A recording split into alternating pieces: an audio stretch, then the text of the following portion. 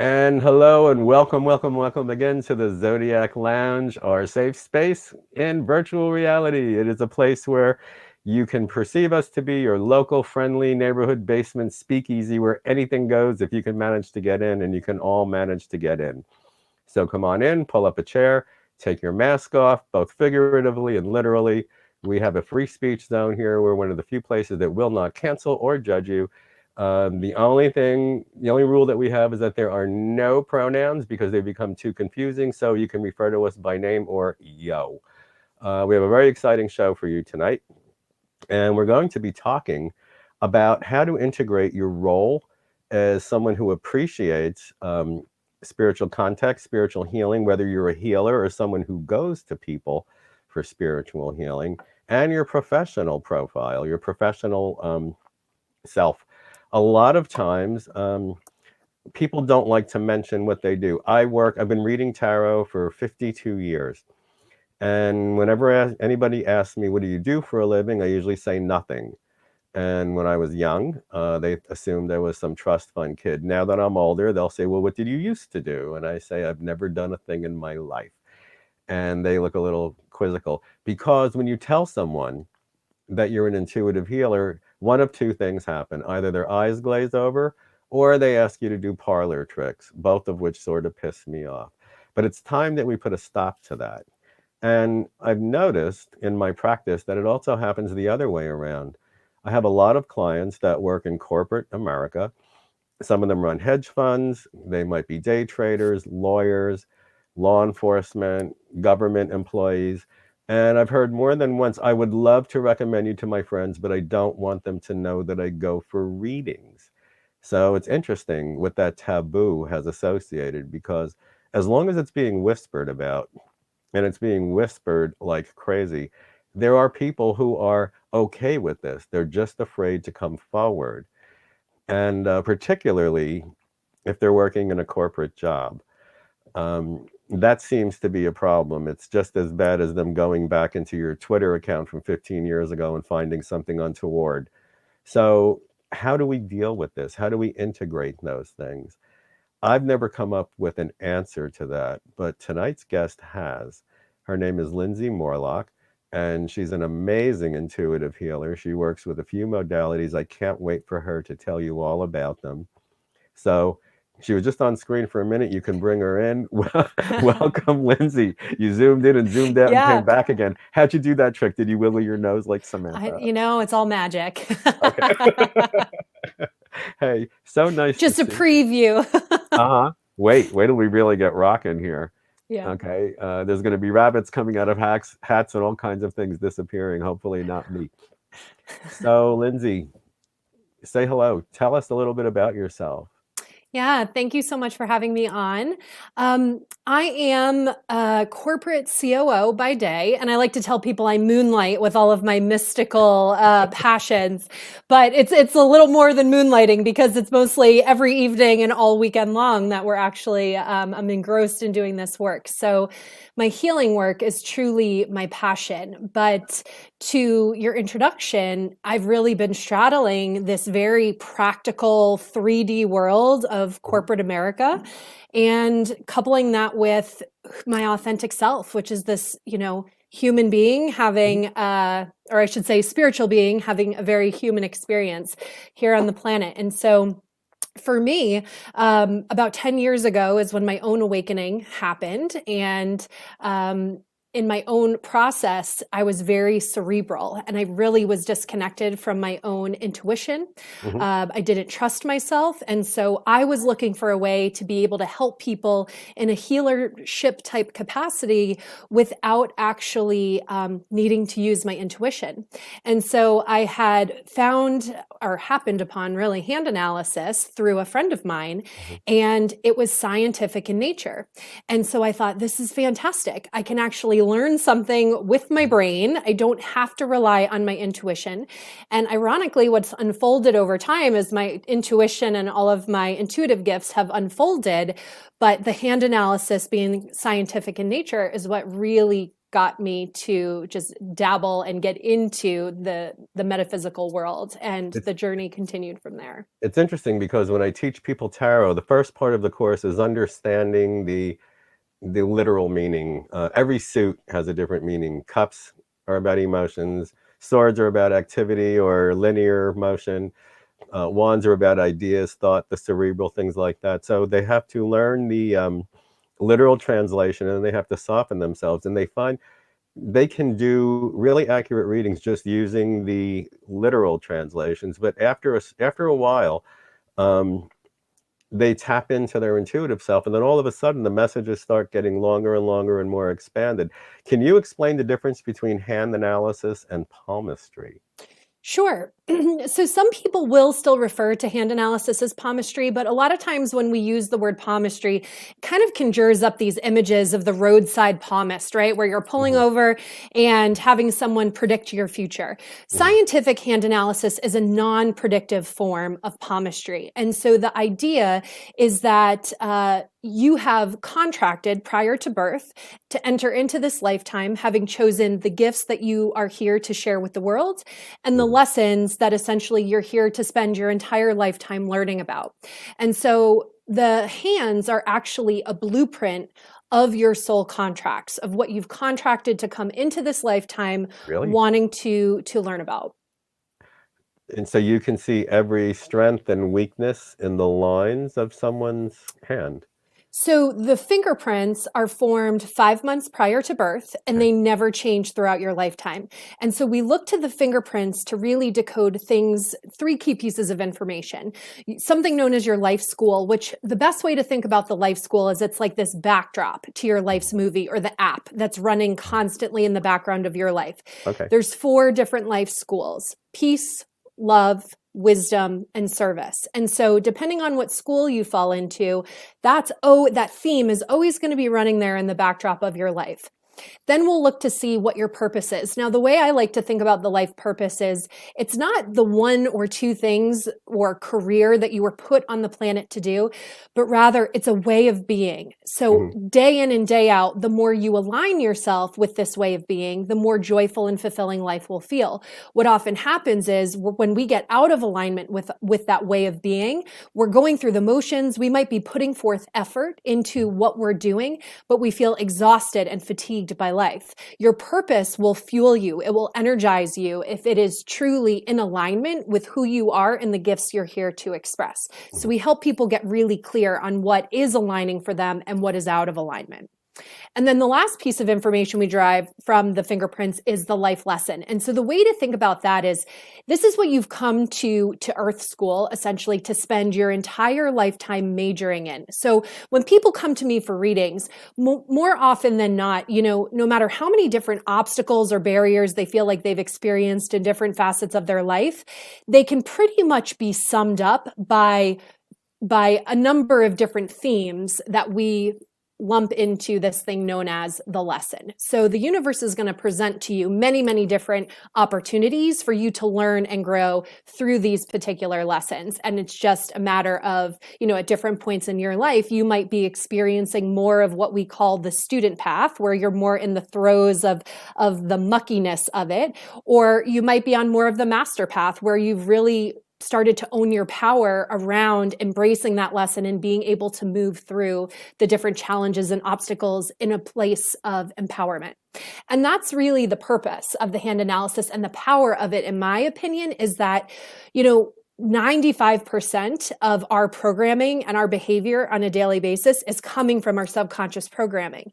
But what hand analysis does is it unlocks that subconsciousness and brings it to the conscious surface, so that then we get to stand in choice. Once we have that information, we get to choose how we're going to move forward, whether we're going to allow it to keep us stuck or whether we're going to allow it to move us forward to where we want to head in our lives. Okay. Now, I'm a big fan of mythology. As a matter of fact, I'm toying with the idea of doing a series on mythology called Mything Pieces, where we can actually take the morals of a lot of the ancient myths and apply them to our life. But one of them is about the birth experience, and there is a goddess that the ancient Greeks discovered in Carthage, And her purpose, she ushers you into life. But the way she ushers you safely from the womb into life is she kind of puts her arm around you and travels down the birth canal with you. And she whispers every challenge you're going to encounter in, I'll use your term, which I love, Earth School.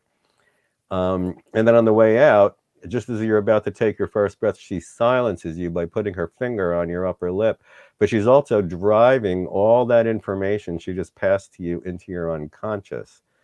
And she's very powerful. She's the guardian. She's the guardian of the underworld. In mythology, the underworld is a metaphor for the unconscious. But all of that information that she gave you is shoved down way deep into your unconscious. And your first challenge is to overcome ego functions and actually stop thinking that the world revolves around you and have the courage to encounter your unconscious, in which case you will find solutions to all the problems that you have. Sometimes people are reluctant to fulfill their soul contract. And I have a mechanism that's more like psychotherapy than anything else, but have you encountered anybody who had a hand analysis, saw their contract, what they were most suited to do, but were reluctant to involve themselves in actually actualizing it? Yeah, I think I was one of them, honestly. And that's part of what hand analysis helped me with, because I remember saying to the person who read my hands, but I want to be a healer. She said, Lindsay, you are a healer. It's in your hands. But it was the inverse of my lesson. As I move through my own lesson, that's how I express my healership, because one of my lessons is about learning to trust, trusting myself, trusting the universe, trusting spirit, trusting others, right? But when you are disconnected from that part of yourself, you're looking outside of yourself for all of the different answers. And that's what I was doing, letting everybody else's opinions guide me on my path. It wasn't until I had this information about where my work internally was that I could start to embrace it and really step into that deep calling. The healership is something I felt very deeply within me, but I never thought I could do it. So having the validation and the affirmation that no, who you feel you are inside is accurate. Now it's about stepping into the lessons so you can really make the choice to step into the fullest expression of who you are. So just so I understand properly, you had this aspiration to be a healer, but you thought you weren't prepared or you needed to be trained or something. And then you had a hand analysis and they're like, no, it's right. You are a healer. It's right here in these lines. And you're like, all right, here's my ticket. Here's my diploma. Yeah. How did that give you the encouragement to own your? It did. And the next day was when I signed up for my hand analysis training. I had the reading, and then I thought, oh my gosh, this is how I can help people. This is how I can, start. And it not only opened up my own ability to read for other people, but it took me deeper in my own spiritual journey. And it was the catalyst for the awakening that then progressed these past 10 years. And so every couple of years, my intuitive gifts would open up. I would release more of the amnesia, if you will, that was blocking me from who I really am, and stepping in more fully into some of these other modalities and gifts as I needed new tools for myself that I can now then share with others. Because I've noticed that in my own practice, leading people toward wellness can be easy if they trust you and then trust themselves, learn to trust themselves. But there's always a resistance to becoming healthy, because then that means that they have to be accountable. So I would bet that if they could see it scientifically shown in their hand where that's blueprinted, that they already own it, do you think it would make it easier for them to want to activate their own potential? I think it is. And I think fear also does crazy things to people, right? Myself included. And I think we all hit against resistance at different points in times where we're just aligning more with the vibration of fear than we're aligning with the vibration of love. And so, I think the remedy for resistance is always kind of validating what you're feeling. in my opinion, right? Yeah. And because it's the ego that's just really chattering, that barking dog that's trying to keep you stuck in those old familiar patterns. But if we're able to just validate this is where we are and validate that that resistance is there, to me, that has been the easiest way to then get to the next place. And that was with hand analysis. What I realized for myself was one of my life lessons is about self-worth. And I used to think that the pathway to self-improvement was by beating myself up and being hard on myself. And really, that just gave my ego more ammunition to stay stuck in those same patterns. When I was guilty here of that same yeah, we all do it on some level, right? We have And to so grow beyond it. And it sounds like you're a wonderful catalyst. So for those of you who just joined on, Lindsay does not look at your hand and say, you're going to meet the man of your dreams on the boardwalk in 10 minutes after you pay me $250 to drag him in. It's a very scientific method. Now, in the event somebody wants a hand analysis, how do you go about it? Do you meet with them? So if I wanted to say, okay, I want you to analyze the lines in my hand, what are the steps I have to go through? yeah, so people typically purchase right off my website, and once I get that confirmation, I actually mail them in the mail an ink kit. It's a piece of vellum that they're going to use to ink their hands and print them on paper that I supply them with. They either scan them through their computer and send them back to me, or they mail them back to me, and we actually do the reading virtually over Zoom. So yeah, I have clients all over the world, and especially in these COVID times, we've been able to keep serving people. Photographs too, cameras, the iPhone, different devices are getting more and more clear. Would be a lot. What's the most detailed image that they can send you? The ink, for sure. And it's almost like, think of it like taking an X-ray of your hand. That's what it's doing for me. So they would go to lindsaymorlock.com and then choose that service. And then you said they would pay for the service, and then you would send them the ink kit. And then can you do an analysis like right out of the box when you get the thing back, or do you need a day or two to sit with it? I mean, how long is the turnaround time once you receive their handprint? So the U.S. mail has been interesting during COVID. So there's been a little bit of a delay in some of the kits. But what I would do is I would scan it and then send you a picture. I would email you the scan. Yeah. That seems to be the fastest and most intact way of getting all that detail there. Yeah, I always say it's really dependent on when the client receives their ink kit and when they can print their hands, because some people will take a couple weeks to print their hands, but some people print them right away and can scan them and get them right back to me, and I can deliver a reading, depending on my schedule, within 24 hours. But what I mean is, do you need a day or two to look at the image and then make notes of what you're noticing, or is it something that you're so fluent with you can just arrange an appointment, say, hey, take it out of the box. This is what I'm seeing. How does it work once you get the print? Yeah, I usually take 10 minutes to just prep and take a look and make sure I can see everything that I need to see. But at this point, I also bring my spirit guides and my intuition into the readings, and I allow spirit to really guide what messages from the hands they most need to hear. How long after you began doing hand analysis did your spirit guides decide to show up? Yeah, it was probably 6 or 7 years. Okay. Yeah, so it was quite a while that it took clearing and getting out of my head. But what I realized was I was hearing them all along. I just wasn't connected to how they were communicating with me. Okay. So it was almost like you were remembering something you never heard before, and it actually worked with what you were analyzing? Is that, because that's how mine work. It's almost like remembering a scene from a movie, or a conversation that I overheard, but don't remember. And it's an auditory thing. People should understand it's not literal. You don't literally hear a voice in the same room like you do on TV or Ghostbusters. It's almost like you're remembering a sound, a phrase. Mine get a little smarmy with me sometimes. Do yours? Do they get a little playful with you?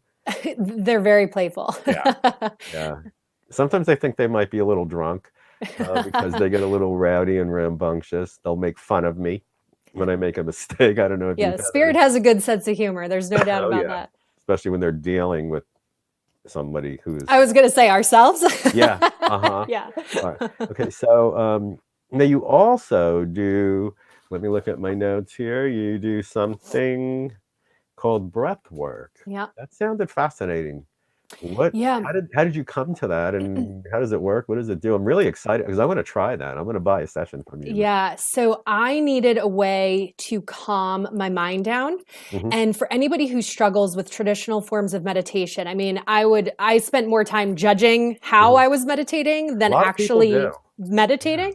Yeah. So, and I needed a way to calm the ego down and Hmm. really get that out of the way, especially to help my intuitive gifts open. And so, I was in Sedona actually on a spiritual retreat, and a different type of breath work was introduced to me. And that got me curious about becoming certified as a breathwork healer, knowing that the power that it had. And so I ended up finding a different type of breath work. It's known as a pranayama breath work.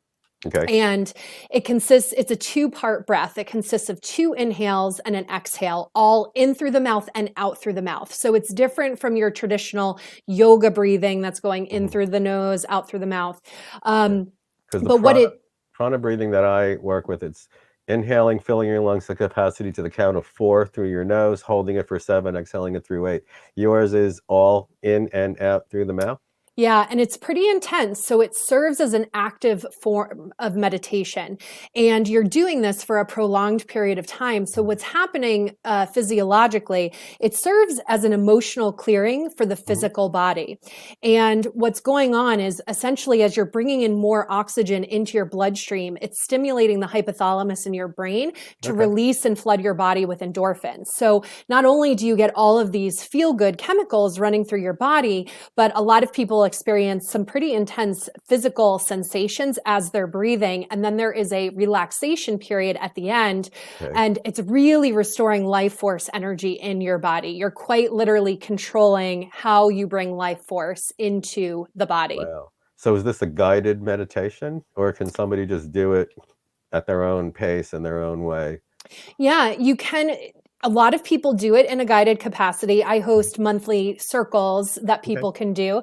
Are they available online on your site? They are. Yep. Okay. And then, people will do it one-on-one, but you can just put together your own playlist even on Spotify or whatever you use. And as long as you know how to do the breathing, you can do this yourself for as little as 7 minutes a day, as much as 40 minutes a day. So I could even show you how to do the breath, and then people can practice that. Sure. Just I want one question before I want to ask you to do that demonstration. I work a lot with binaural beats, and they're only effective if you use them with headphones. And what they are 2 tones, for people who don't know about them very much. Simple answer, 2 tones that are kind of discordant. They're masked with ambient music. But what they actually do is stimulate and manage brain activity and neural synapsing.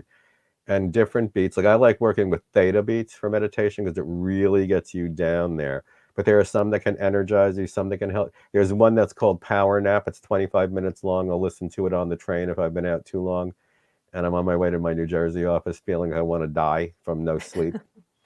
And within 20 minutes, you're like wide awake, like you drank 10 Red Bulls. They're very, very effective. They do have a physiological effect. So it's good to know that if you teach us this breathing technique, we can then do it while we're listening either to an MP4 of a guided meditation or just a binaural beat. So go ahead, show us. How do you do and I'll just say I recommend people do it while laying down because you can get lightheaded and we don't want you kind of like tipping over and falling out of a chair. I love a good buzz. Yeah. Yeah, just lay down first. So you're basically going to start inhaling in through the abdomen and then inhaling again through the high heart, and then it's out through the mouth. So it's in through the belly, in again through the heart, out through the mouth.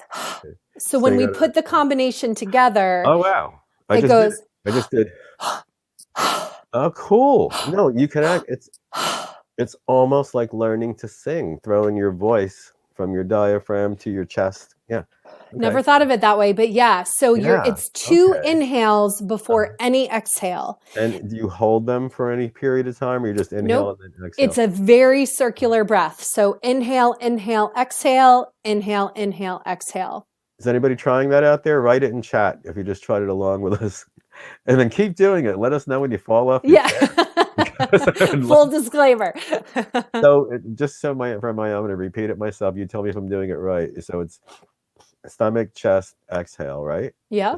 Is it- But I'm really, Yeah, accurate. should it be easier than that, or is it good to do it hard or softly, or what's the best So way to do you're it? always in control of the breath. And so if you want it a more intense experience, you want to bring your breath deeper and faster. If the experience feels like too intense, you can slow down the breath and reduce how much oxygen you're actually taking in. So you're always fully in control of your experience. But the more intense, the stronger experience you want to have, the deeper you want to breathe. Okay. I'm not being rude. I am writing this down. Inhale through mouth, stomach, chest. Exhale, because the minute I'm off the air, girl. Be like, what was that again? Yep. I'm going to lay down. Right. I'm going to try it with my bong. That might be interesting. That could be, well, you can get some pretty trippy experiences doing this way. I mean, I know breathwork's becoming in general pretty trendy. You know, there's holotropic breathing. There's this type of breathing, which is a pranayama breath. And then you've got things that you were talking about that mirror more box breathing or some of these other breathing techniques. But yeah, breathwork is great. And so when somebody makes an appointment with you for a breathwork healing, how do you conduct that appointment? Yeah, so they come into. I allow my guides to actually select the music for them based on what they're working on, and I don't know anything from people when they're coming in, and we typically have a 10-15 minute conversation when they join the Zoom call. We do these all over Zoom right now as well, and we end up just chatting for a few minutes so I can understand, where they're feeling blocked, both in the physical body, but also where they might be feeling stuck or blocked in their life. And then what we do in terms of intention setting and different guides, ascended masters that I work with will come in during the sessions to help hold the space and move the energy for the person as they're doing their own breathwork session. And they're going to be... Go ahead. Could that work with a physical ailment? Like if somebody, say, had chronic asthma or something like that, and they can manage to do and get themselves in. If somebody has something physical ailing them, things manifest physically last. So by the time you have physical pain, you've been out of balance emotionally, mentally, spiritually for a while. And the physical pain is just the universe's way of kind of yelling at you, like, this is out of balance. This needs to be addressed. So to answer your question, yes, I have a number of clients who are all working on different physical ailments. And some of them have been cleared as quickly as one session. And then other people are working on things that have deep emotional roots in their life. And so as the ailments are slowly improving over time, as they do the work, both emotionally and spiritually, the physical expression of what they're experiencing is also clearing. It's interesting because years ago, in the early 90s, I started a company, and it was an aromatherapy product line. And the joke was that once I hit one of the top 25 in America, the next thing I know, I'm dying on a gurney in a hospital. Thanks, Miss Universe. That was very funny, the dying hill. But I came across the same discovery that you did, that third degree stress usually manifests physically, because at that point you've ignored the early warning signals or just didn't know what they were. And then ultimately it manifests physically. So if I understood you correctly, if I came to you with a physical problem and we started using breath work to heal that or to address that, the physical would start to what's the word I'm looking for, not recover, resolve, and then it would, if you continued with it, it would bring you to the emotional roots. Yeah, I mean, usually we're working at both the same time, honestly. So what's happening is most people in our society, we don't feel our feelings. We're taught to think our feelings. Right. Feeling your feelings is quite literally where in your body are you actually feeling that emotion, meaning my chest is heavy, my throat feels tight. That's feeling a feeling. What we do is, oh, I'm angry because this and this happened, this person said this, or I'm sad because this happened. That's thinking about your feelings. And what happens is we don't release them from the physical body. So the breath work is working to release the emotion from the physical body. And when you have some sort of physical ailment, there's layer upon layer upon layer of emotion that has not been released, that has gotten trapped in the body, that is causing that physical pain. Now, that being said, we never want this to replace any kind of professional medical advice, right? I mean, people have to, take their best course of action as well. But there are a lot of things that can be healed. I feel like it's a multi-prong approach to that healing. It supports Western medicine. We should never say I'm doing this instead of, but we can do it along with, because I know that in my aromatherapy practice, which are compounds, they're actually atomic structures that are absorbed through the skin, which is the largest absorptive organ on your body.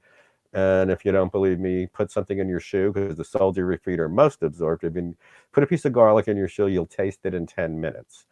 But that was meant to support things. Like if somebody was taking antidepressants and it was doing something to their liver or their kidneys, which they often do, there are remedies you can take, aromatherapeutic or herbal, that will resolve the side effect or the manifestation of a side effect.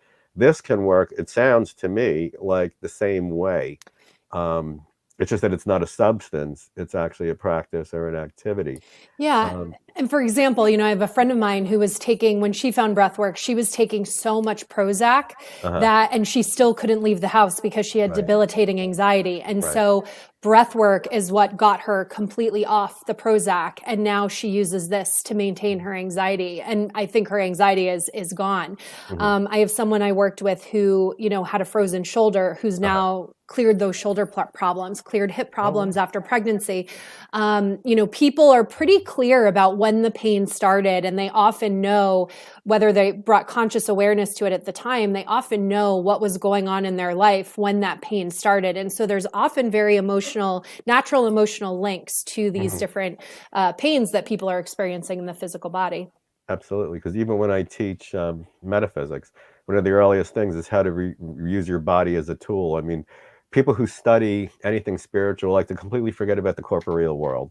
It's like, oh, this is all mystical. We're going to work with spirit. It's like, no. You're stuck in this bag of flesh and bone that you have to drag around for about 8 or 9 decades if you're lucky.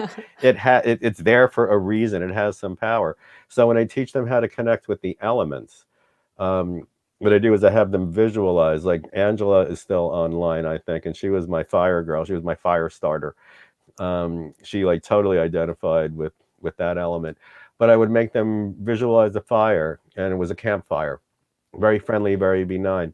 But then I made them reduce it to the size of a matchstick and then blow it up to the size of a 5-alarm. And what they realized that there were corresponding muscle groups, and it's different with everybody. My fire is in my biceps. If I want to control my fire, I have to flex or release my bicep muscles. Somebody else might have them in the abdomen, but they will always be where you find them. But it's a way to manipulate that element using your body as a tool. So it's very interesting that you're talking about something that sounds very similar. Now, we are going to get into the whole thing about, you have a very responsible position. You're a chief operating officer of a major company, and they all know that you do this. And that's extraordinary, because usually that's frowned upon. I do know that law enforcement will never admit, nor should they, that they employ the help of a reliable, tested, legit psychic a lot of times, just to get information to help them follow up leads in a different way. But if they ever let that out there, we're such a litigious society and such a judgmental society, more so most recently than ever before, that you could lose your job. So how did you integrate those two roles? How did you kind of come out of the closet, so to speak, at work without being asked to just sort of keep it on the down low or be disapproved of? Tell us how to do that and give us some ideas of how we can be more comfortable Yeah. So it wasn't all at once. It was a slow uncovering and a slow reveal. And Uh-huh. it started initially when I started with my current company, I was not in the position that I'm currently in. I was Mhm. much lower, Mhm. at a much lower level, more Mhm. entry level position. And so the hand analysis, because it Mhm. was scientific in nature, was an Okay. easy way for me to share with them, Okay. what I could do. And it just started with me actually. I was in the car with my boss one day. We were driving to a client and making conversation in the car. And so you get to know people. And so I Mhm. decided to just dip my toe in the water and reveal what I did. And before you know it, she's handing, it was this Really? hand because she was driving. She's handing Yeah. her hand to me and saying, all right, so what's in my hands? Tell me. And Wow. it really opened the door. So she Mhm. was so And she supportive. recognized what you were seeing. So she was able to what you were saying really resonated with her. She Yeah, because she was validating what I was Okay. seeing in the hands, right? So Cool. she was like, "Oh, this is legit." And then from there, it was just it was encouraged to be able, if people wanted readings in the office, Uh-huh. I wanted to be able to help them in that way. And as a manager, I was able to offer them something in terms Mhm. of their own personal professional development. And so as Wow. people would ask me for readings, I would give them to them. And before you knew it, it kind of spread throughout the firm. Mhm. Up until as recently as this past year, where I was Uh-huh. offering a breathwork Uh-huh. session to our company during COVID to help Oh, people wow. manage their stress. And so, Okay. little by little, my intention was just to keep pushing myself to reveal more of my authentic self, to allow more of my authentic self to be visible in the Mhm. workplace. So it did have to come from my intention to Mhm. be more authentic, because it was very easy for me to hide this aspect of myself. And it wasn't easy, because I did think people were going to think I was crazy. And Yeah. some I'm sure do. And some still do, but they respect me as a professional. Okay. And so I do think people feel a little bit, the ones who are more Mhm. skeptical about this type of thing, I think they do look at me and think, how can you be so logical and rational and linear? And yet there's this other side of you that I can't wrap my brain around. Mhm. But because they respect me as a professional, they're open to at least there being another possibility. And I think that's how Okay. change happens, right? Yeah. We're not forcing it down people's throats, Right. but maybe just a spark. Yeah, yeah. It's funny because I still struggle with that.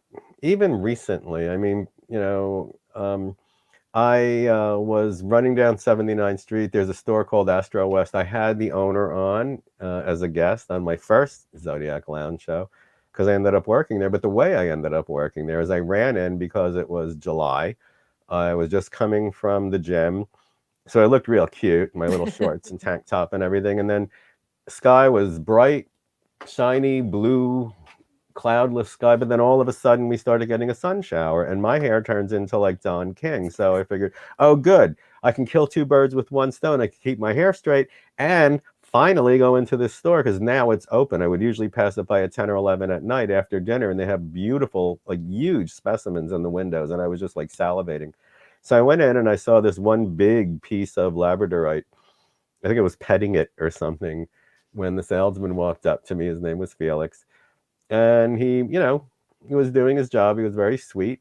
And he said, what do you do for a living? And for some reason, I just said, I'm a professional psychic. He goes, really? And I thought, oh, fuck. I thought, oh, here it comes. And here comes the straitjacket. And he said, you need to meet Dina. And I said, okay, let's meet Dina. And I was basically hired to work there because they had a metaphysical healing center in the lower level. It's actually a garden apartment. So it's this really beautiful space with a giant picture window and a garden outside and two service rooms. And I started working there as a reader. And then later, eventually, by October, they made me director. So that I did blurt it out against what I think is my better judgment. So I still struggle with the stigma. But that also might be because I'm much older than you. And I was born in 1952. So I discovered my ability in the 1950s. I started using it in the 60s. But even then, I mean, as trippy as that age was with the age of Aquarius and all that other stuff, it still wasn't accepted. I mean, you were looked at like some kind of freak. So I may have to hire you at some point for a breathwork session to get past that, to remove that block.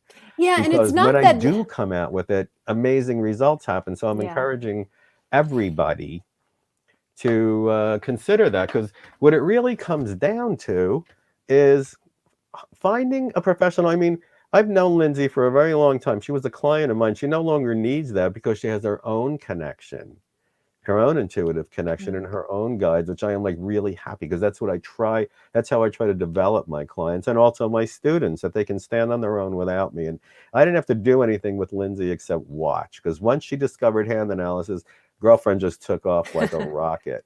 But understanding your soul contract is really important. And we talked about that, and that is discoverable in your hand. So maybe people that are sort of on the fence about not being willing to own what they feel because somebody else that doesn't know anything about them hasn't pointed it out yet can be very helpful.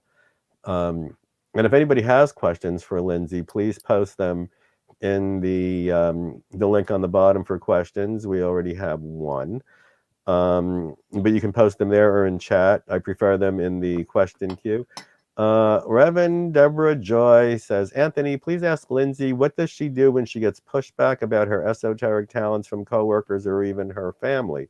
Well, we just sort of answered that. That was your introduction into bringing it into the workplace, but I'm sure it might be different when it's family or people in your personal life. So how did you lose any friends? Because I have. Some people were more religious than I ever imagined, which I thought was really juxtaposed, because here you're calling me superstitious, but you're believing in this this religion.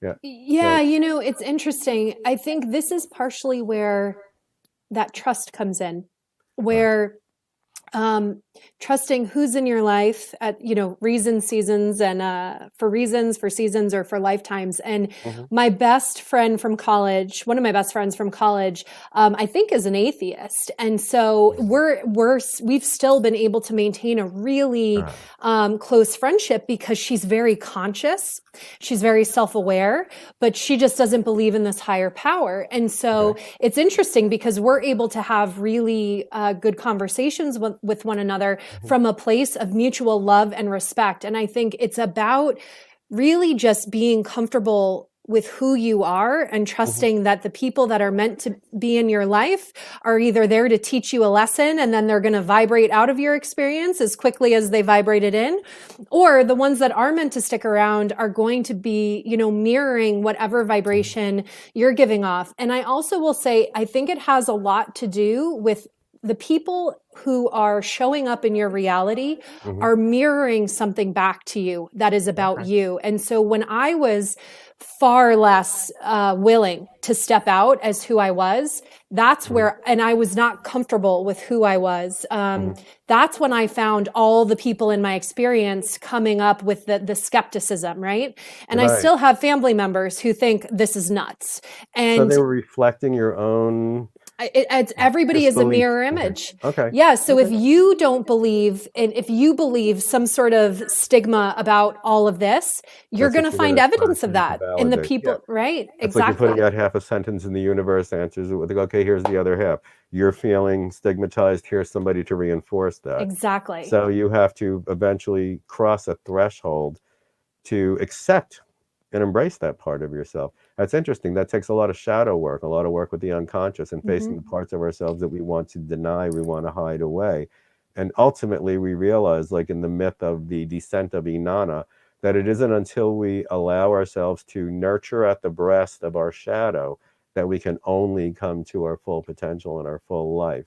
Yeah, reality is just a feedback loop, right? So that lets us know where we're. It is, but really. That's all it is a feedback loop. Yeah, and it literally is perception, because now we're getting into quantum theory, where subatomic particles respond to the way they're perceived. So if you perceive yourself as someone who deserves stigmatization, bingo, here comes your supporting cast to stigmatize you. And the minute you accept that part of yourself, you're better. Annie, I asked if you were here. She says, yeah, but no makeup. So, okay, I'm cool with that. But I asked if you were still here because after at the tail end of our conversation and demonstration about breath, Annie wanted to know what it was. And I made a wise crack. I says, we decided it ain't all it's cracked up to be. But she says, okay, fine, I'll watch the replay. But can you just take a minute? Because we have another question. But before we get to that, can you just take a minute and speak quickly, broadly about the process and give a demonstration for Annie? Oh, of Because the breath work? someone that could really enjoy using it. This would be a Yeah, lot of fun. yeah. So it's a two-part breath. So you're going to inhale in through the belly, in through the chest, and then out through the mouth. So in through the belly, in again through the chest, out through the mouth. So Now, together it's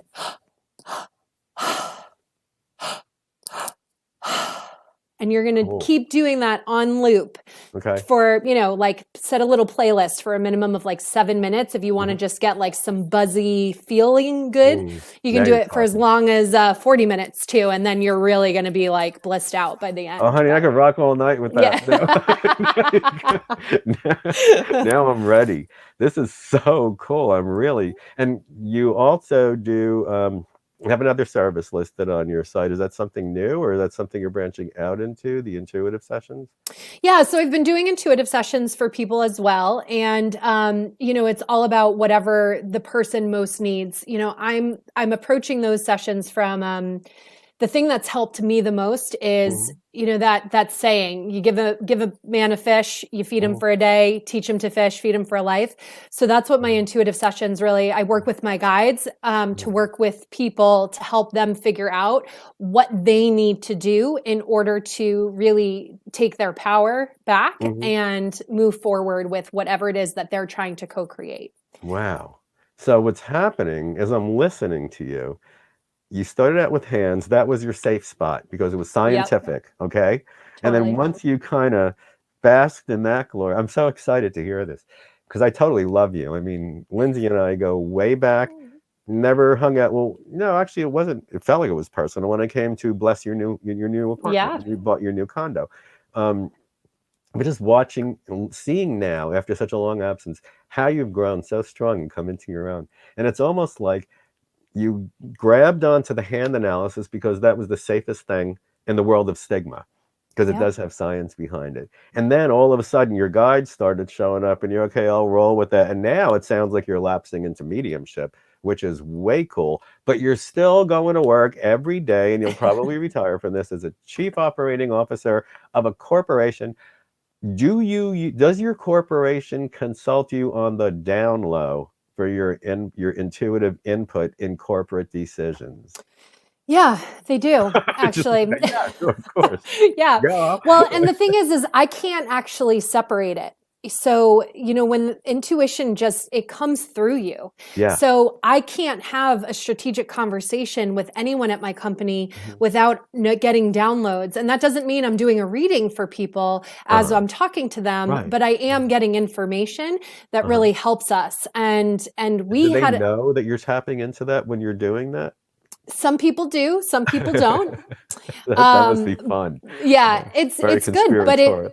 Yeah. I believe it's helped Mhm. people and it has helped our company tremendously, especially we had an outstanding year during COVID when so many people didn't because Mhm. of certainly it was a team approach, Right. but because we had, certain information and we didn't fall into some of the programming that the media pushed out there. We Right. really stayed aligned with the vibration of love. We stayed aligned with being committed to our people. We stayed aligned with really not buying into this is going to be a bad year. People don't have money. And that's not to undermine anybody Mhm. who has lost their job or, any of Mhm. those things, because those are very real things. But we wanted to subscribe to the belief that we co-create the economy. And we really saw the evidence of that based on our mindset and the beliefs with which we approached our work and with which we led our team. And so there is a lot of power in not just positive thinking, but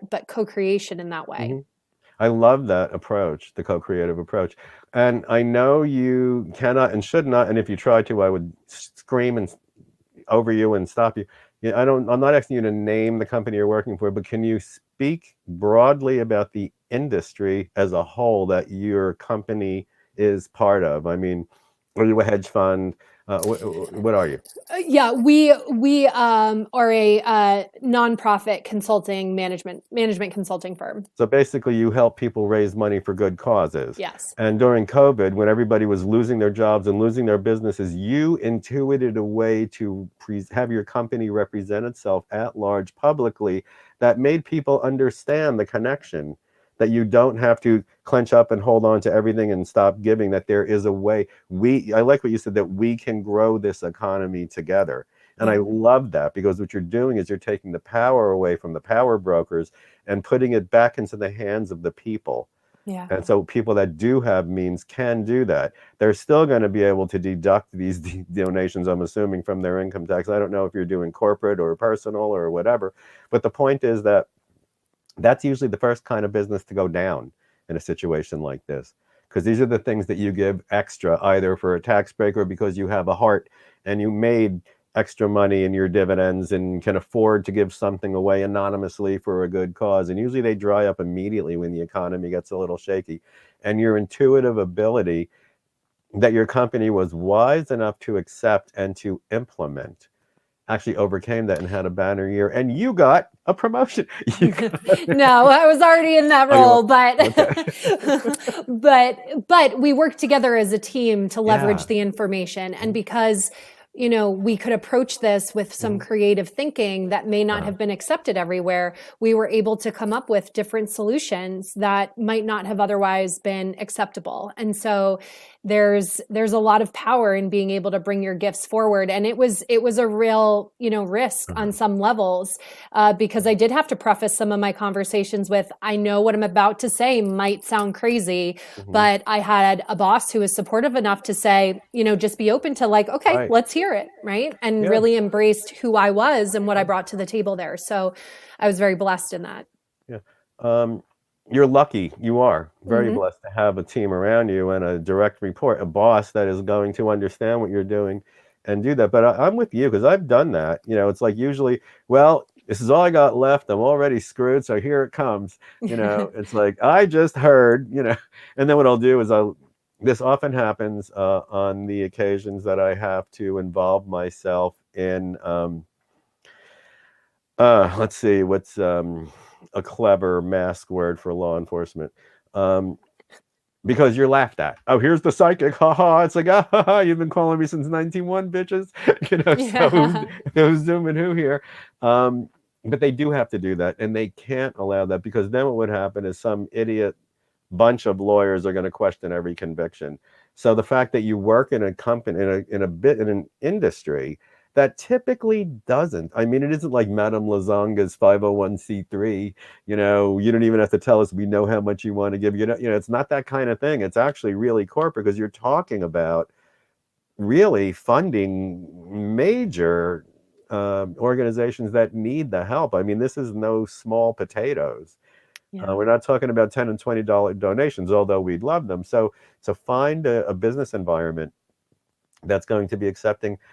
Do you think it happened because you owned it yourself and you put it in that place? We were talking earlier about coming from a place of believing you should be stigmatized, and then the universe surrounding you with people who will do that. Do you think that it was concurrent with your owning and being proud of your ability? I think that, coupled with the fact that I had been in that space for a couple of years with my boss especially, and the relationship that we have, allowed me to step into it more fully when the stakes were really high. And the other thing too that I just feel like I have to mention is the amount of CEOs nationwide that are actually consulting psychics and whatnot on the DL. That's what I mean. I mean, it's happening. People may not be admitting it, but people are using them left and right. I mean, every psychic or medium friend that I have is talking about the leaders that are coming to them. I mean, so that's the other thing about this is we're so afraid that we're stigmatized and that people are going to judge us. But the truth is, so many people are closeted that sometimes I feel like when I share the things I'm interested in, especially metaphysically, it gives people permission to step out of their spiritual closet. So my awakening came years ago, before I got ill, when I had a lot of money and I had Dreyfus managing it. And then I got a referral from somebody, and we were talking after their reading, before their reading. I said, tell me a little bit. Well, I work in Dreyfus. It's like, wait a minute, hold on. I invest my money through Dreyfus. Why are you calling a tarot reader? I even became skeptical. And then as time went on, I've had attorneys. I've had people that work in finance. I've had people that are elected officials, and no, I will never reveal their names. But it blows me away that, and so many of them have said, I would love to recommend you to my friends, but I don't want them to know that I'm consulting a psychic. And I understand why. If you're a politician and you're getting some help in designing a policy that you really believe in a way that is going to actually do some good, but also be accepted by your peers who have to pass it, you're going to want to know how to present it. That often comes up. The language, the lexicon, the way, the perspective that these things should be presented for approval. But it does, there's a part of me that's like, ew, like you're in Washington. And I'm like a tarot reader. And here we are. Oh my God, maybe I should move to another country, but not really, because I'm delighted that they do. And sometimes it does get you a lot of, they refer without even realizing it. I have 2 clients from Beverly Hills. One of them is a cast member on a TV reality show, and she and her husband went to Europe, and they were in Spain. And then I got a call from a politician, a Spanish politician, who they knew, and he called me at their recommendation. He only called once, but then his wife called, and she called a few times, and then his mistress started calling. I'm like, whoa, whoa, whoa, whoa. And then it was revealed to me that the 2 of them work like a tag team to keep him like on the straight and narrow. So it's like, look, I don't care what he's doing with you when he's not with me, and you don't care what he's doing with me when he's not with you, but we got to keep him on the rails or we're all going to lose. So it was really a funny relationship to see how these 2 personal relations to this political figure were working together with an intuitive to try to keep him from like blowing everything up, because he was apparently out of his mind. I don't know how he got elected to office. You have some questions waiting, and I'm rambling, so I have to stop. So what I am going to do is I'm going to read one. Okay, Annie Fox says, my cortisol level gets high at night from the stress of taking care of 3 friends that all had Alzheimer's at the same time. Annie, that is not easy. My life partner had progressive dementia for the last 8 years of his life, and it is devastating and very stressful. So that affected my cortisol, giving me a night eating disorder. Any suggestions on how to approach that? Yeah, so certainly breath work would be a good thing to try, because there's a lot of emotions that are likely getting stuck in your physical body as a result of that experience. Mm-hmm. So using breath work to really clear the emotional body is a big one. The other thing is, and maybe we connect, offline or something at some point. There's another process that was a channeled piece of work that I teach people. We call it the divine family process. This is Annie, by the way. Hi, this is Annie. Who asked the question. So Annie with no makeup on. Your lips are so red. Yeah, you look beautiful. I had to run to put lipstick on when he goes, do you want to come on camera? I just woke up in time and get your text that says you're on. So anyway, that's why I'm here. Very sweet. Yeah. You look great anyway. So First the cortisol. You were talking about psychics and working with the police. We had Allison DeBra here in Phoenix working with the police. But she even started her own TV show. She was phenomenal. Oh yeah, no, I've met her when she was in New York. But your question that Lindsay was just answering was about the cortisol. Your cortisol levels get high, and Lindsay, your suggestion was breath work. Yeah, breath work can certainly help. I don't know if you've tried anything like that. The other thing I was mentioning too is this divine family process, which I've started working with people to kind of heal in the 5th dimension as opposed to the 3rd dimension. And it's a tool to help people find inner peace. And it's a process by which you really connect with, yes, I see someone in the chat just wrote ashwagandha. Yeah, that definitely helps reduce Andrew, I've tried that so many times. I sent you a personal message, by the way. Yeah. But it's, to me, when you're working with people, it's that self-care in terms of lowering the cortisol. It's, you've got to essentially change the neural pathways in your body that are constantly in fight or flight mode. And so that's one of the things that breathwork helps with, to calm down the physical body and start to calm down those neural pathways, because otherwise it starts to become a conditioned response, right? And like your cortisol never drops because you're just constantly in that fight or flight mode. And the neural peptides just keep being sent to activate and trigger those same cells in your body that keep that cortisol on overload. They all actually died 3 years ago, 1 month after each other. I'm so sorry. It's something really difficult to get over. And the hardest thing, I know maybe my experience can help you address something. As the person who didn't have the illness, but were there as a caretaker and a support, there's no way to escape wondering what you didn't do that might have made something different. I hope you've gone past that. Oh, I never even got there. I know I did everything I could. Okay, good. Except I'm an empath, and the only time I got upset was when Nancy, her husband got it 3 months. I called them dad. They were like my mom and dad for 10 years. And the other one I knew for 19 years. So she was like your grandmother. And he got it. And then my Al-Anon sponsor, she gets it 3 weeks later.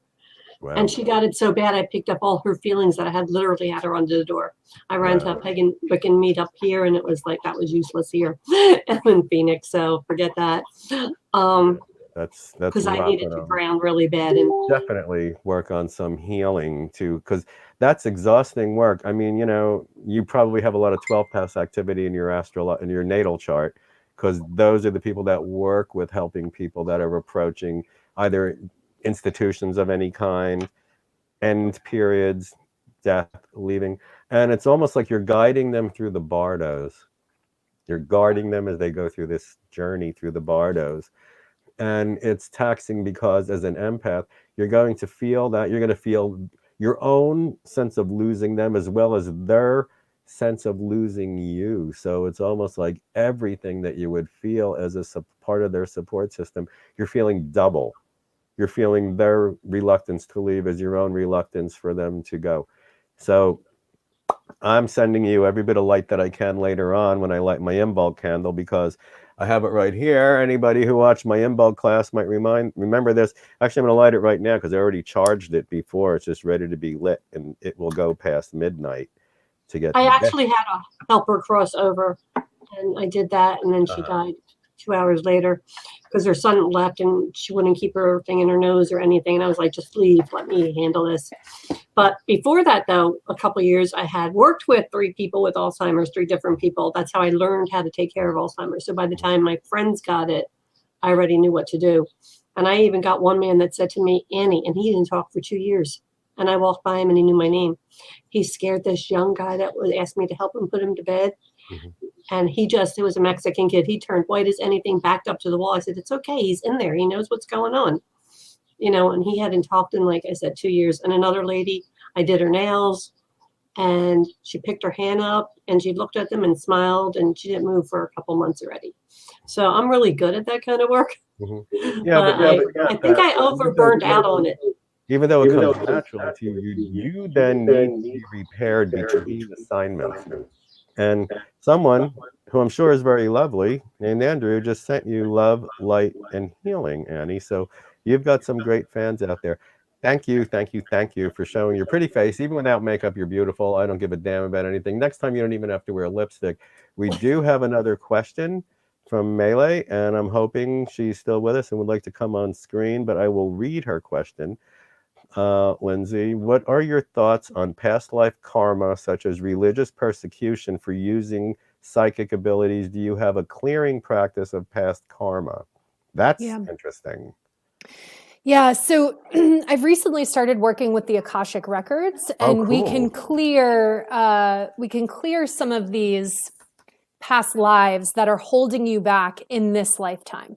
So if I understand your question correctly, a lot of us and a lot of healers were all, we were witches, we were burned at the stake, we were, religious persecution, as you're indicating. And so I've enjoyed working with the records to be able to go into your soul book to be, or anyone's soul book with their permission, to then be able to look at what is the past life that is currently plaguing you or affecting you in this life. Because the truth is, as it's helpful to understand, I think sometimes the past life and the karma that is impacting you, because there's always a hook in this lifetime. The thing is the way to change your karma is you have to make new choices in this lifetime. So we can clear the soul memory, right? And we can use the record keepers and the guides from the Akasha to help in that clearing, but you still have to make new choices in this lifetime moving forward in order to kind of release those blocks or those hooks. So otherwise, and if you don't, then the challenge will continue thematically in every area of your life in this life, and possibly even follow you to the next. That's interesting, because that was the premise of the myth, the part of that myth that I told you about, being carried down the birth canal very lovingly, and all these secrets whispered in your ear, and this is how you get out of that jam, and this is the shortcut through that back alley. Then boom, into your unconscious, you get over yourself. Yeah. You stop worshiping yourself and realize you were part of something larger, and then they were revealed. Melly, I'm seeing in chat that Scott just sent you an invitation. It should be on your screen, and it should ask you for permission to use your camera and your microphone. Say yes, and we'll see your face with your question. But so there is a method, I guess it's breath work, that you would use. Now, can you tell? No, we clear it differently. This spirit really is the one that works to clear it. There's a process that we do right in the Akashic records that is completely unrelated to breath work to clear it. Now, if you looked at someone's hand script, would you be able to see what they're kind of carrying with them from one lifetime to the next? There's been a few occasions where there might be a line in the palm of the hand. So the line, unlike the fingerprints that don't change throughout your lifetime, the lines in the palm do. They change subtly. As you evolve, the lines can get deeper, they can get less prominent. So there are some times... I have a new one that starts in that line, actually all the way there, and then it just showed up a couple of years ago, and it travels that way and then joins that first line around my thumb. I can't totally, I'd have to, I can't see it from here. I can only see your major lines. I'm just saying, I noticed that. It will change. Yeah, as new connections form in the brain, they show up as these like little currents of consciousness or rivers of consciousness in your hand. So somebody told me that it meant I was going to die a horrible death, and it's like, well, I already did that, but I didn't. No, can we bust that myth? Your lifeline is that line that goes like around, curves around your thumb. All the way around. It has nothing to do with how long you're going to live. People freak out about that, whether you have a short line or a long line. It has nothing to do with the length of your life. It has everything to do with how grounded you are and how rooted you are. So short lifelines tend to be people who are really, really busy. We call it the gotta line. Gotta do this, gotta do that, gotta do that. Longer lifelines, you're more grounded. So, and you can have different lines on different hands. So so Melee just said, so cool as far as the clearing process. So I have a question. Do you offer that clearing process as a service? Yes, I usually do it as part of the intuitive guidance reading. So if I'm guided to go into the records, I will go in there and we can work to clear it. Okay, so lindsaymorlock.com. Anybody who wants that done, Melee, you should try to check that out, man. It sounds like a really cool, very cool approach. Yeah, the records are pretty fun. Yeah, I would love to see it.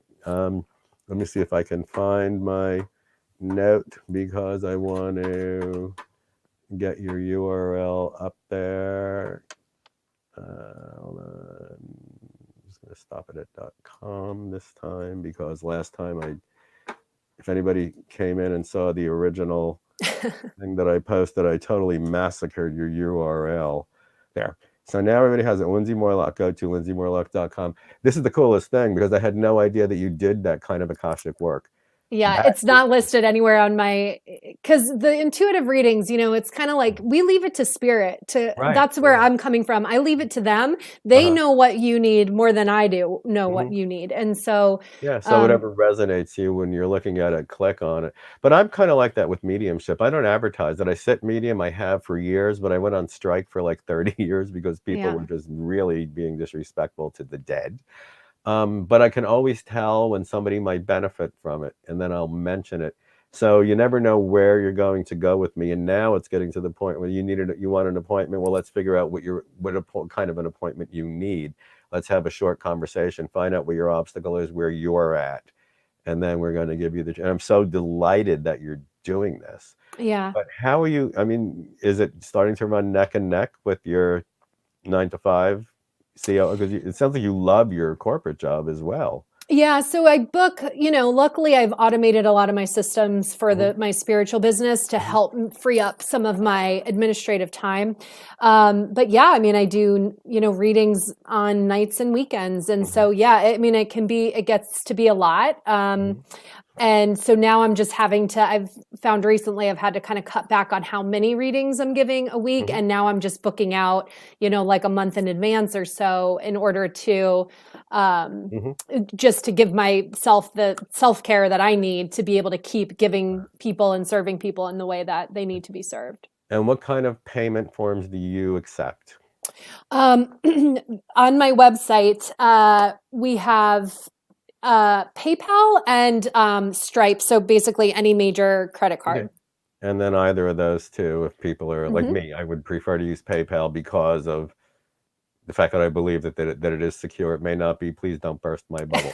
Oh, good. So you're pretty much open Yeah. just about every major form. Okay, hmm so good. Then you're accessible. So I recommend that everybody go to lindsaymorlock.com and check it out. I am so inspired. And what I love about you is that you're not like you're not all gouged out and crazy. Uh, No, with my work shirt on. Yeah. yeah. Andrew wants to know if you take Apple Pay. I don't think Apple Pay is on there, but Stripe may take that. I'd have to get back to him on that. Okay. But I think it's brilliant because now I'm also excited. I'm really excited about the breath work because I could Yeah, use it's some of really that. good. And one more thing, because we're almost at the end of our time, but I don't care. How has COVID affected your spiritual business? Have you been It's getting more traffic or less, or what's going on? Yeah, my business tripled actually during COVID. And it is mostly for what, stress related to COVID or other things? You know, I feel like it's because we've entered officially the age of awakening, hmm and everybody is being called hmm to become more conscious. And hmm so I think they're all seeking out, they're looking for answers. I think the COVID was the great pause, right? It forced hmm all of us to go inward, go into our cocoons, hmm really face ourselves. And that wasn't always pretty for everyone. People who are used to going inward and doing the work fared pretty well during this period hmm of time. But people who were using, external stimuli to As an escape constantly to to avoid life, introspection. Yeah. yeah, we're then seeking all these answers, so I'm getting really, people for breath work because they need help with stress Mhm. relief, or people who are looking for intuitive guidance because they're trying to figure out, I Mhm. see people making really big changes in their life right now, like Yeah. taking massive leaps, making massive changes to career, geographic locations, people moving, and people are looking for guidance So they around those finally things. have the time to jump off that Pavlovian cycle, Yeah. the wheel of getting up and commuting and going to work and coming back and then doing what you do and then going out and avoiding any kind of introspection. I'm having the opposite happen because I mean, that is my life. Not only is it my business, but that's why it's my business, is because growing up in a volatile household as a child, I had to do a lot of introspection. I had to heighten my awareness of danger coming my way.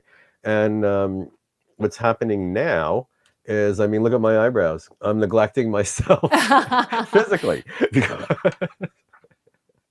I was supposed to get them threaded like last week and it hurts like hell. And I could have went, it's like, no, you're just going to be home and nobody's going to see you. It's, yeah, nobody's going to see you, but you're live streaming tonight. That's really smart, Anthony. But I'm having the opposite thing where I'm, not paying attention to things that I would have. And I think it's all because of the fact that I don't have to be any more introspective than I did prior to this. And it's funny because I've told people, it's like I've been, socially distancing myself from people long before COVID. I mean, it's just it's a very Yeah. solitary thing. My work is one-on-one, and at the end of the day, I'm exhausted, and I really don't want to be in conversation with anybody because I speak all day. And Yeah. apparently all night now too. Do we have any more questions? There's one for in the Lindsay? chat, Anthony, that I just Okay. saw. Do you teach classes on breathwork from Okay. Andrew? Okay. Andrew, yeah, I hold a full moon breathwork circle every month. And so that's, if you want a kind of entree experience to breathwork, that's the best place to start, as opposed to an individual. You could start in an individual session, but for $20, I offer these breathwork circles, and it's usually anywhere a group from 5 to anywhere to like 20 people each time. And that's the best way to kind of get your feet wet. And so the best way for people to get information about when those classes are happening is to go to my website and sign up for my newsletter. And that way you'll be on my mailing list. And I promise I don't email very regularly at all. I try to do like once, maybe twice a month, just to give people kind of an update on the different classes that I hold each month. I do teach trainings on hand analysis as well. So if people are interested in learning how to read their own hands, as opposed to and reading hands for others, we do that as well. And will you teach, can you certify? So people I in hand teach, analysis? I'm part of the faculty for the American Academy of Hand Andrew's very Analysis. interested in that, by the way, and so am I. So I'm going to go to your website and see when the circle is going to be, because I would love to participate. Yeah, it'll be the full moon, end of February. Okay, So, cool. yep. Andrew, I'll see you there. So can you certify people?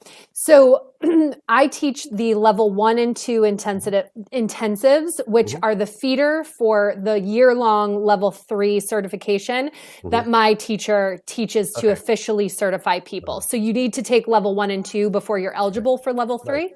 But if somebody wanted to be certified, instead of just learning They how have to do to it for start. themselves, they can do that through you. Yes. That's excellent. Damn, you've grown, girl. I remember when you first started. I'm almost in tears. I remember when you first started. I am so happy. Thank you. And we did a radio when I had my blog talk radio show, whatever the hell Yeah, I we called it. like that's That was still like, on what, my about 6 website. years? Yeah. That was wild. It Yeah. was so cool. We had great music on there too. Yeah, we did. But terrific. So any more questions for Lindsay or me? Shoot now or forever hold your peace, because we have about 5 minutes before we're blowing out of here. And then we can just continue to party. I do have, is Darshna in the house? Because she's going to be my guest next week, and I'd love her to just give a shout out.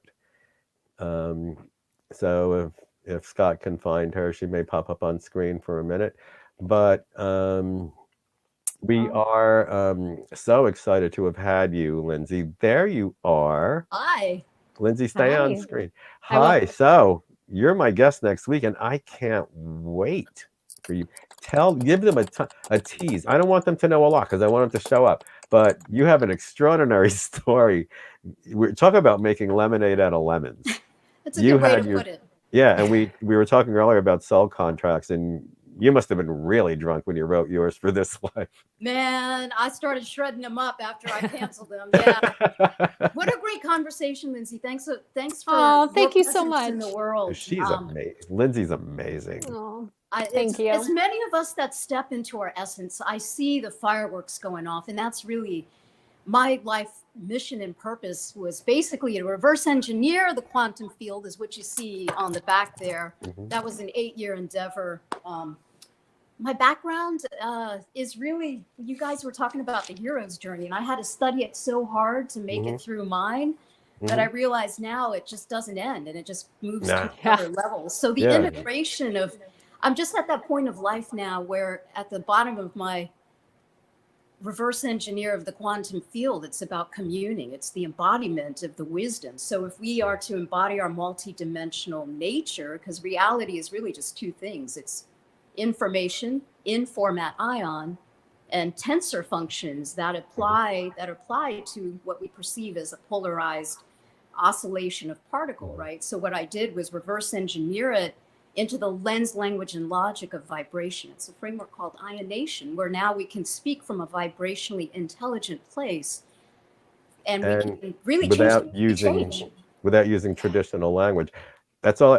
That's a great tease. You are going to be very Amazing. much fun next week. So thank you for coming on and saying hi. I can't wait. I can't wait to hear about this. Yeah. This is going to be so cool because she brings music into it too, and that's where my heart is.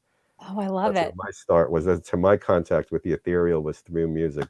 So thank you, Darshana. I can't wait to get you on the screen next week. Lindsay, stay on just another minute because I do want to thank you so much from the bottom of my heart. You are always amazing, and this time just flew by.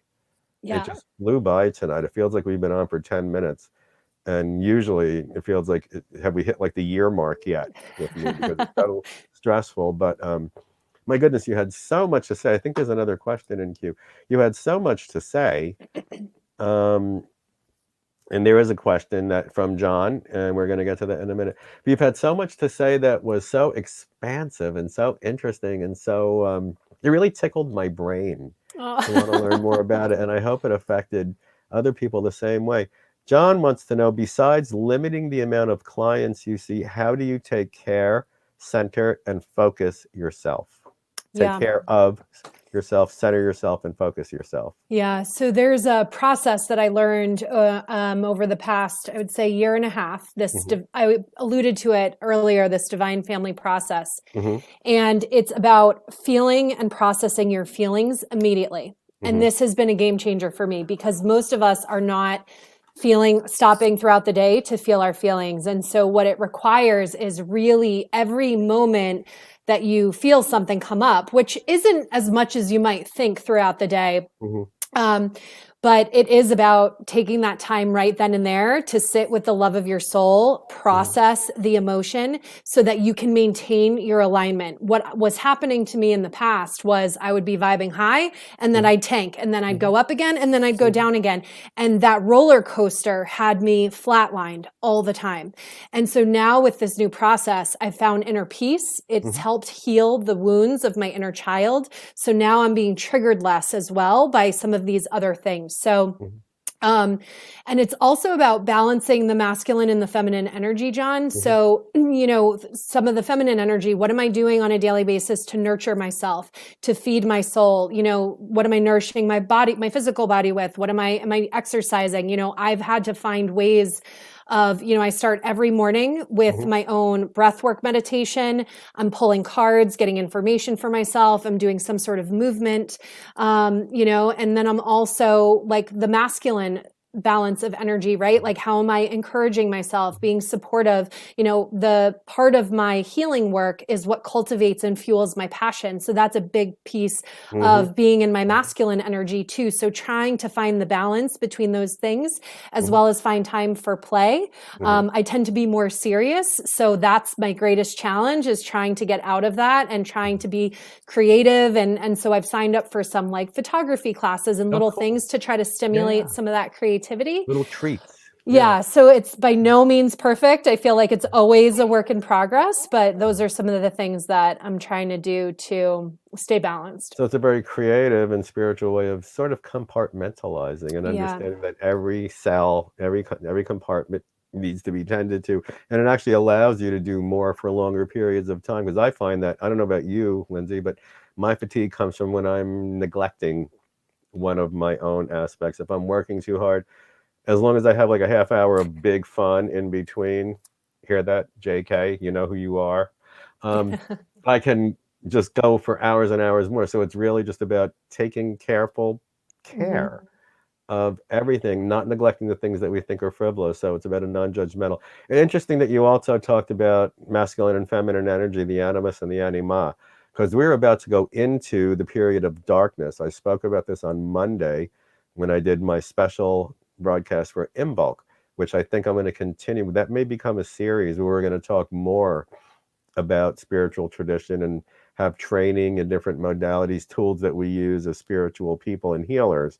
But if you think about it, in every creation myth, with Isis and Osiris. Osiris was ripped apart by the crocodile god and plunged into the Nile. The Nile was the underworld of ancient Egypt. It was ruled by Nephthys, who also ruled the unconscious. Jesus got into the ground. He was buried for 3 days. Inanna went into the underworld for 3 days. Prior to that, they were very flamboyant and very powerful on the earth, almost too much so, a lot of linear masculine energy. Then they were plunged into the earth or the water. So that's an iconic representation of the animus being plunged, that got out of control, plunged into its opposite, the anima or the divine feminine, to be tempered. And then in each case, they rose more tempered, more pragmatic, and better balanced, and became better, more compassionate leaders. So that was a really important part of your answer to John about the masculine and feminine energies needing to be balanced. And, you know, we all have a tendency or a predilection to go more in one direction than another, and we don't even realize it. So it's just about taking stock, keeping mindful. Yeah. And I think that meditation makes you mindful. The work that you're offering, the healing processes that you're offering through your site, will help people remain mindful of that in a way that they can continue to use for a very long time. So we're just about over. Thank you, Lindsay, for coming on. I do have, and I want you to come back again sometime. And I'm also going to follow up because I need to book an appointment with you for breath work because I want that buzz, girl. Yeah. And I also have some things that I need to work through. So I'm just so impressed with everything that you've developed, and I can't wait to incorporate it into my personal healing. And I hope everybody out there does the same. Yeah, thank you all for joining. Oh, anytime. You're welcome here anytime, Lindsay. It was delightful to see you again. So now, before next week, again, you join me and Darshana Patel next week. But before you do that, we have a couple of other things going on. On Tuesday, it should be called Two for Tuesday. We have 2 events coming on esoteric.nyc from 7 to 8:30 p.m. We have a sex magic ritual with the goddess Charmaine, and that is clothing optional. It is going to be amazing. Do it. We all need some sex magic and some sexual healing. And at 9 p.m. the same night, we have our own wonderful, amazing, divine Aphrodite Divina doing love and dating advice, which I'll give you a challenge. I am not an easy date, but that's from 9 to 10 on Tuesday, February 9th. So on that date, the 9th, we have from 7 to 8:30 sex magic ritual with the goddess Charmaine. 9 to 10, we have dating advice and from Aphrodite Divina. And on Wednesday, we have Celestial Light with Peter Gruber. Peter's a very interesting guy. Works with a lot of tenets of sacred geometry. And this should be a very interesting crowdcast for you to attend. It's from 7 to 8:30 p.m. And I'm still not done. 7 to 8:30 p.m. on Thursday, we have New York City's official witch queen Lady Rhea doing something. She didn't put anything on the calendar, so it's either going to be the Enchanted Candle or the Witching Hour, whatever she decides. But it's always really interesting, and she's always unpredictable and just an amazing, loving character. You're going to learn so much from her and really enjoy watching her. And me, well, it's just me, and I am out for another week. Aren't you glad you don't have to hear this voice for 7 more days? But thank you for coming. Thank you all from the bottom of my heart. I am so excited that you gave such a beautiful welcome to my guest. And I bet you if we were all allowed to congregate in public, she would have had thunderous applause. She was terrific. You were terrific. Thank you all, and good night.